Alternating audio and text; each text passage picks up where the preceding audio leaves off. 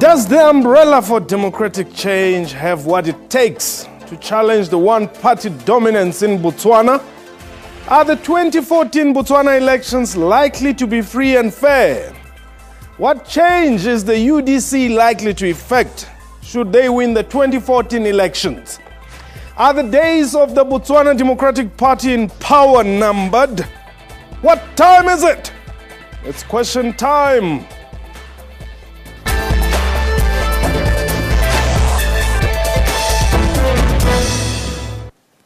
Hello and welcome to the show. My name is Mpho Tseyedu. 2014 is likely to mark a watershed in the politics of the tiny Southern African country, the Republic of Botswana.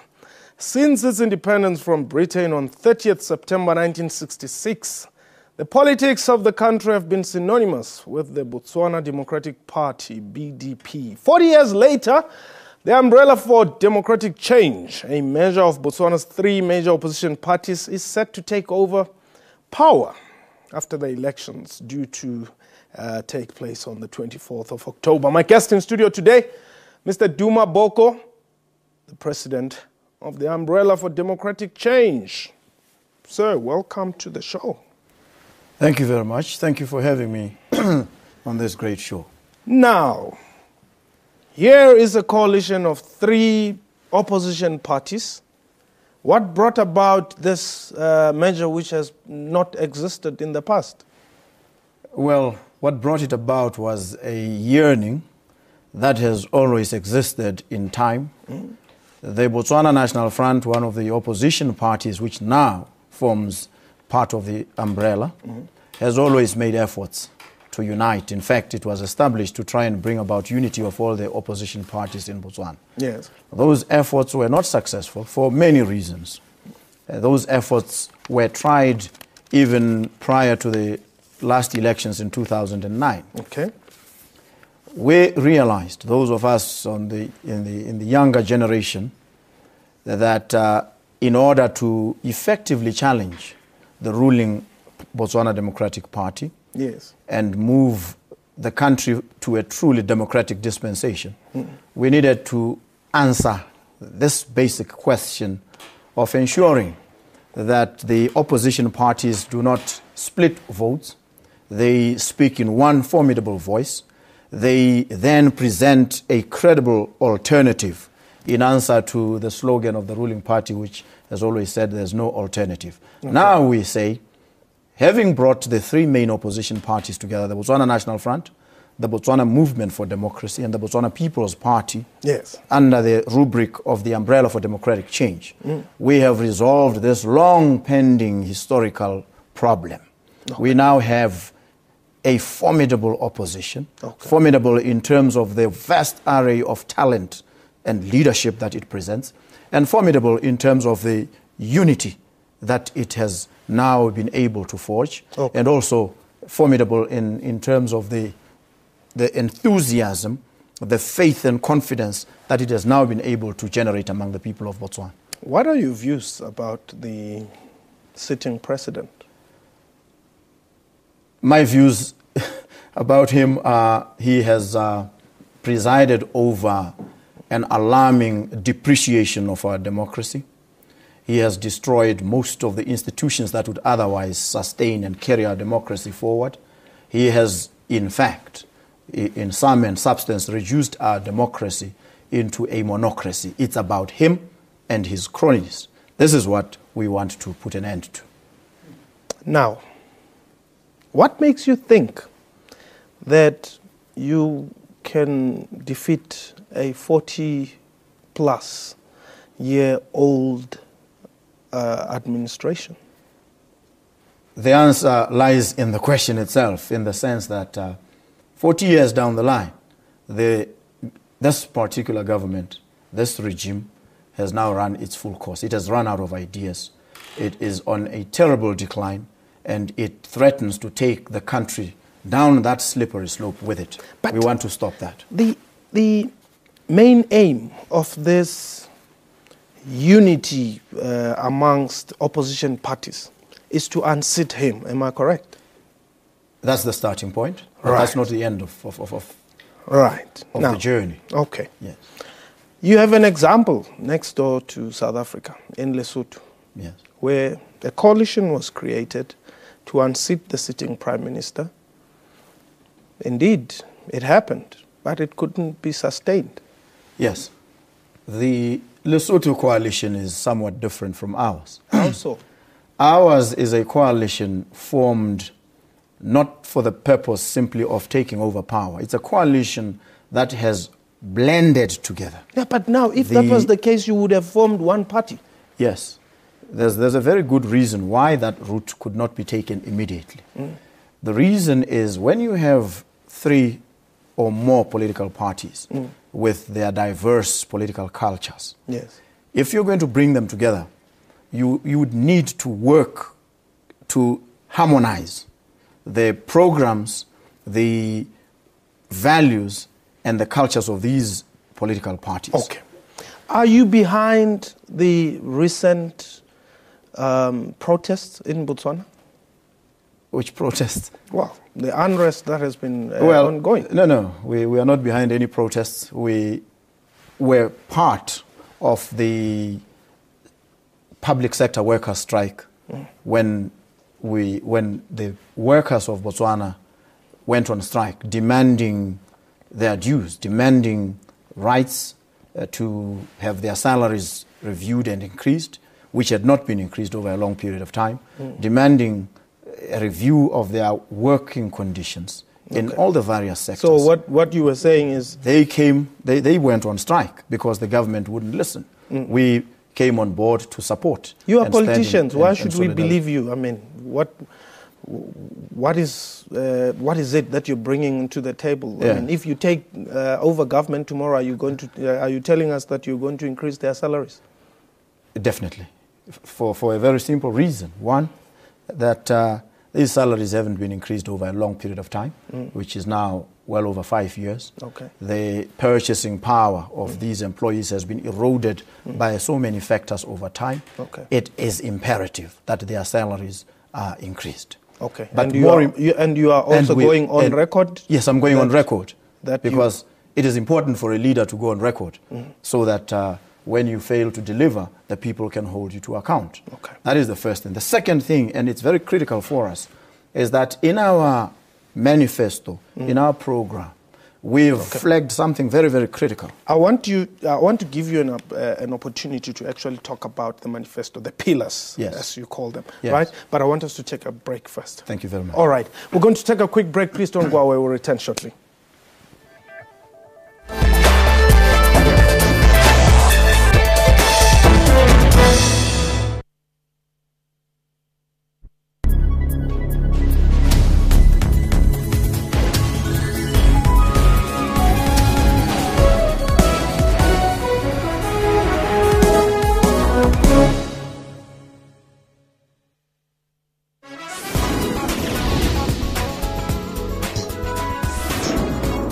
Cameroon's economic capital, a unique art collection is on display. Titled Yesterday's Memory, Tomorrow's Memory. We are trying to preserve this heritage despite many things that have changed in the designing, embroidery and the model. If I'm telling you, you don't like it, I call it defeat. Join Musam Khalipi on Afro Showbiz every Saturday at 19:30 CAT.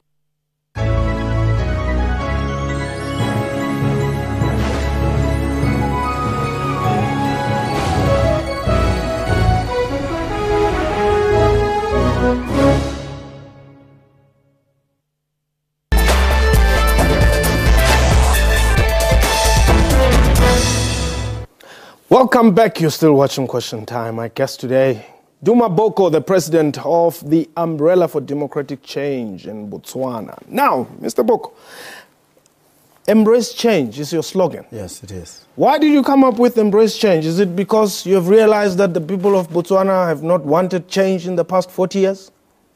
They have wanted change. No, why didn't they get it? They have not been offered change.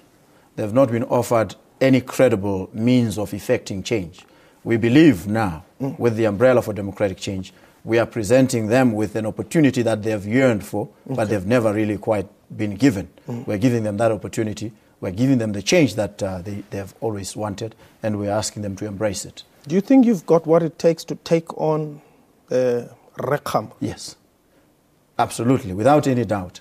We have put together a team of very talented, able leaders with well-known track records.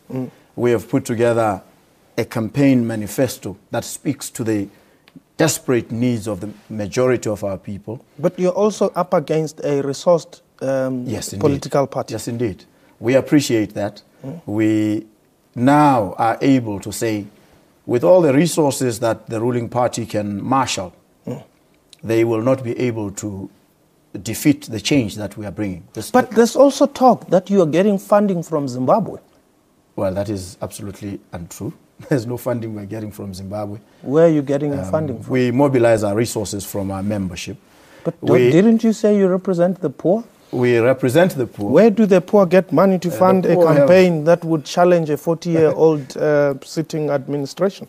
The interesting thing about the Umbrella for Democratic Change, and it's been an amazing experience for me, is that these days, and it's been like this for quite some time now, I get accosted by ordinary people who appreciate the work that we've done as the Umbrella for Democratic Change, and who are giving willingly, freely of their limited resources without even having been requested to do so. So we are receiving support, financial, moral, and personnel support from our people. So it's amazing. Is that the word that you're willing to stick by? Yes, I am. And if we were to produce evidence that you're getting funding from elsewhere? Well, if there would be no such evidence. Okay. There would be no such. We deal in facts and reality. We have, obviously, and this is also very important, in the course of interacting with others, you create and forge certain relationships. That's where I wanted you to get to. Some of your friends might throw in $1 here, $10 there, which is not any different from what our ordinary people are throwing. So if you know anybody who's willing to do that and do it perhaps on a bigger scale than we've been blessed with, we would be much obliged to receive. The pillars, the learning beehive, you say, a learning, schooling and skill development system that nurtures well-rounded, creative and productive children, youth and adults empowered to create opportunities for themselves and their communities. I've spent some time in Botswana, and I cannot agree more that indeed there's a need to look after children, youth and empower some adults. Yes. We have an interesting scenario in Botswana, and the recent experiences in the education sector in particular reveal a number of discrepancies. Firstly, we have experienced a very alarming failure rate in the public schools. We have also seen a mismatch between whatever little skills are available and generated by the education system and what the labor market requires. We have a situation where, in relation to very basic work and skills like artisans, electricians, bricklayers, we receive a lot of that much needed skill from neighboring countries. We want to have our own people skilled in these areas because then they can earn a living. That is one. The second is, in terms of the basic education, the primary schools, if you go around and you can compare, if you go to the private schools, you look at the facilities that the private schools have, and you look at what is offered in the public schools. Yes. There's a vast difference. There are no libraries. Not a single public primary school has a library. And we want to have these schools equipped sufficiently to compete with the very best in the world. Not just the private schools in the country, but the very best schools in the world, so that we produce the kind of learner that our country needs. A clean and effective government. You believe that the current government is corrupt?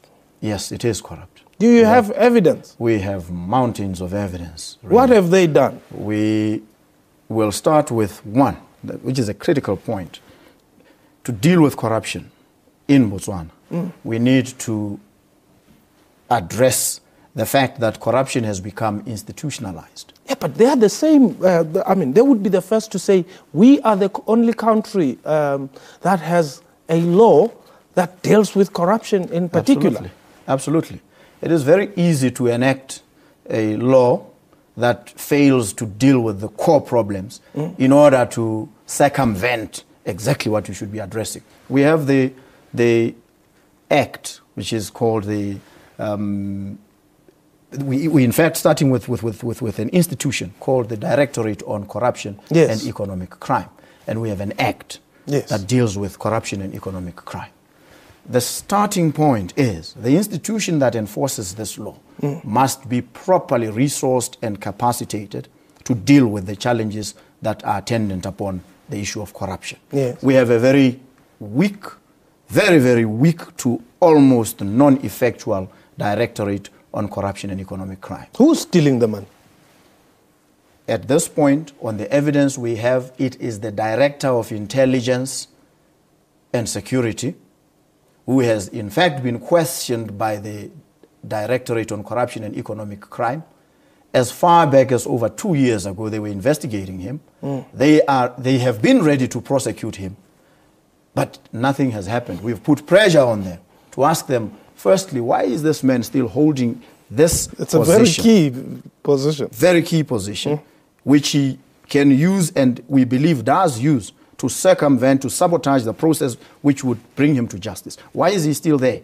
You've got now to link the fact of his being there with the highest office in the land, which is the office of the president, because the Director of Intelligence reports directly to the president. Yes. There's no other oversight body that can call him to order. It is only the president. And when the only person in a whole repertory of institutions, the only person who could put an end to this man holding office, at least until he has cleared his name, if he's able to do so, doesn't do so, then you must, without any equivocation, conclude that there must be complicity in this corruption from the highest office in the land. We're going to talk about the humming economy for prosperity and this concept of no one is left out and secure and fulfilled families. Only after the break. We're going to take a quick break. Please don't go away.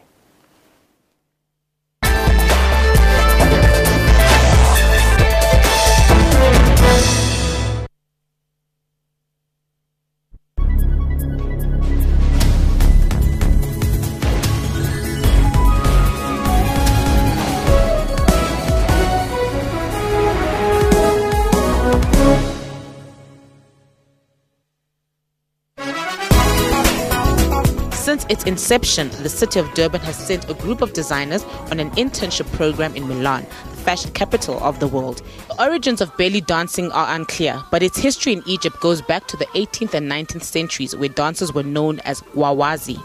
Inala's original music is composed and performed by Ladysmith Black Mambazo, the multiple Grammy Award-winning South African isicathamiya group led by Joseph Shabalala and Ella Spira. Inala blends the rhythms and harmonies of native musical roots with live percussion, piano and strings. Join Musa Mkhaliphi on Afro Showbiz every Saturday at 19:30 CAT.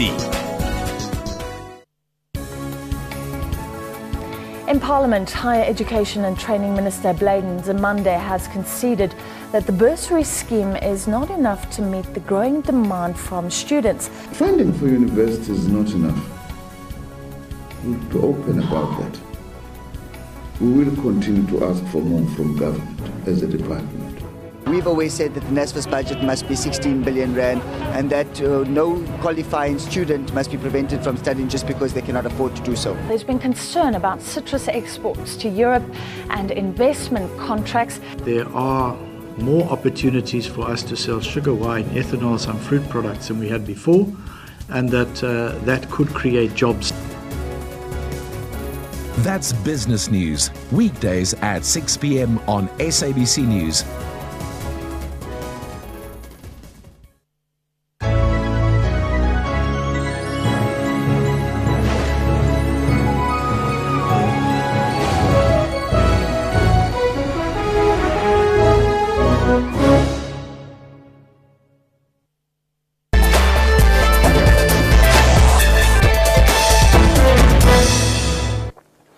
Welcome back. You're still watching Question Time. Our guest in studio, Duma Boko, is the president of the Umbrella for Democratic Change in Botswana. Now, Mr. Boko, the humming economy for prosperity, you say you want to bring about a growing, resilient and diversified economy that emanates from Botswana's heritage and self-reliance and their inherent determination to succeed and create job opportunities for all your people, young, old, urban and rural. Absolutely.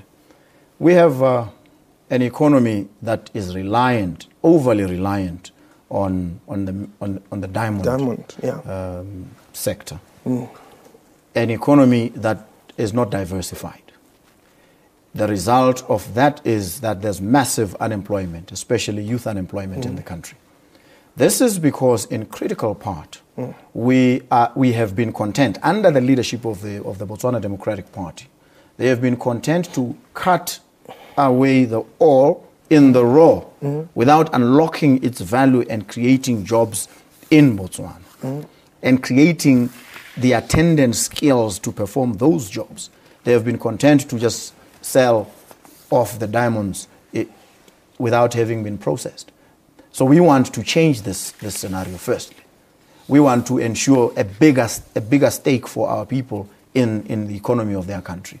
We want a diversified economy, an economy that leverages from the diamond, from the mineral sector, and creates downstream industries in which our people are active. Okay. This is what we want to do, and it's something that we believe should have been done a long time ago. No one is left out. Talk to us about this. When you diversify the economy, you create jobs which enable our people to eke out a meaningful, decent living. Yes. They are able to get themselves decent shelter.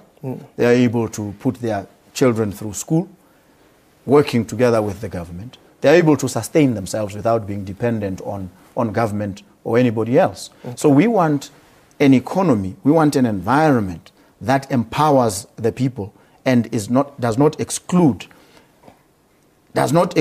even the very marginalized people like the Basara, the Bushmen. Yes. Those are the most marginalized. Certain programs have been created which have further exacerbated their marginalization. We want to have those brought on board. Okay. And this is what the Umbrella for Democratic Change seeks to do. Secure and fulfilled families, an environment in which individuals and families adhere to the principles of Butu, Terisanyo and Karisanyo and live with dignity. Secure families. The family is a very important institution in society. Yes. It needs to be housed properly, the family. Yes. It needs to be fed properly. It needs to be clothed properly. It needs to be secure. Our people need to go to sleep without fearing that the Directorate of Intelligence will break into their houses because they want to sniff for this or that information, which is what is happening now. We want our people to feel safe. We want our people to feel secure. We want the institutions, the organs of state to command the respect and trust of the ordinary people, something that is painfully missing. Okay. So we want this. We want a free society. We want a secure society. We want an informed society where journalists can write, can speak, can inform without fearing that the next day they will be picked up by the Directorate on Intelligence and imprisoned. Okay. Talking about imprisonment, if you take power, are you going to kill people? Death penalty, that is. I have come out on record, and this is because of my track record as a human rights activist, and spoken against the death penalty. One of the first things that we would do when we take over is to impose a moratorium on the death penalty while we look into abolishing it. And that is something that we are prepared to go on record and face the people of Botswana and say to them, we will not be implementing the death penalty going forward. But have they complained that it's not working? Yes, they do. We know that it is not working. We know that... is it not a deterrent? It is not a deterrent at all. It is not a deterrent at all. In fact, it dehumanizes society and cheapens life which is why it does not work. But I'll tell you something, that a lot of people I know from, whether it be from South Africa or any other country, they would say, you know what, you're not going to play, in Botswana because they'll kill you. And therefore they don't go and mess around there. Well, they do. See, the assumption is that a lot of the crimes that are committed are planned by people who have focused on what the outcome is going to be. A lot of the crimes, and there's been a huge debate in the country where people have said a description in relation to crimes that have been described as crimes of passion. Yes. Where lovers kill their partners, spouses, their partners. They say that is not a correct description. It is, in fact, a correct description. That it's a crime committed in the heat of passion. And when it is in the heat of that passion, there's no time, absolutely, to reflect on what will or will not happen. So the presence of the death penalty or its retention does not provide any deterrence in those regards. Okay. Yes. We will abolish the death penalty. Okay. That's a matter of fact. You believe that Khomolemo Motsoaledi was killed? Yes. We do. Why? Government came out and said there's no evidence. Yes. You see, it is interesting, firstly, that government would rush to declare when investigations into a matter of that seriousness take a very long time. An accident is not investigated by a forensic pathologist. What the forensic pathologist does is to examine a body, yes, and indicate what injuries he found on that body. Okay. He is not investigating how these injuries came about. We need another specialist to carry out that investigation. And the government of Botswana will not tell you what skills and expertise it deployed in that investigation. Okay. Because we know they do not have anybody of any such capability. We know, we've dealt with them, they've investigated cases, and all their investigations have resulted in shoddy work in relation to which people are acquitted when they go to the courts. We don't want that kind of situation in relation to the death of our leader. Duma Boko, let me thank you for the time. Thank you very much. Are the elections going to be free and fair? The elections, the jury is still out. Okay. The jury is still out. And am I talking here to the future president of Botswana? Most likely. We believe that on the 25th of October we'll take over. Okay. Thank you very much. All the best. Thank you very much. That was question time for today. A big thank you to my guest and to you for watching the show. Welcome your feedback via email, questiontime@sabc.co.za, our Twitter handle @questiontime24. From me and the crew, have yourself a wonderful time. Goodbye.